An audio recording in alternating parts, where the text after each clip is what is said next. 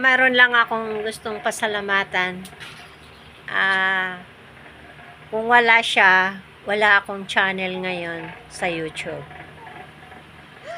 Saludo ako sa iyo. Maraming salamat sa mga effort mo. Sobra kang supported sa akin. Kaya si Lord nang bahala magsukli para sa iyong magandang kalooban. So, i-share ko din sa lahat yung na-share niya sa akin. Kapag mayroon na tayong YouTube, kailangan din para magkaroon tayo ng channel. Kasi kung walang channel, hindi rin kumpleto yon. So, and then kailangan may Gmail din tayo. Nag-connect yan eh, connect. YouTube channel natin sa YouTube. And then, anong tawag nito? Gmail.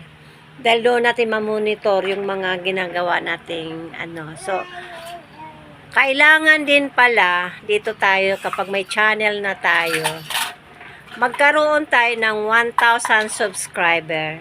Kasi kung hindi tayo magkaroon tayo ng 1,000 subscriber, hindi tayo magkasahod kapag nakumpleto na lahat. At kailangan din ng 4,000 watts hour ba yung tawag nun? Ganon na nga, watts hour, 4,000 watts hour. Dapat makamit din natin yon. So after nun, i-follow up natin sa Gmail natin yung na-monetize na bata, yung ano ba tayo sa notification ng Gmail na makikita doon kung pwede na tayo mag-apply for monetization sa YouTube. So, yan, sa mga hindi pa nakakaalam, isa-isahin nyo yan. Dahil kung hindi nyo magawa yan, hindi tayo dito magkasahod. So, pag after apply sa monetization, tuloy-tuloy kahit isang short video, long video.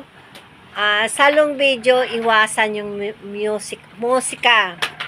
At kailangan hindi nakatayo yung cellphone, nakahiga. At sa short video, kailangan nakatayo yung cellphone natin. Ganun pala yun. So, iwasan habaan sa short video ang mga content natin. Kailangan napakaikli lang.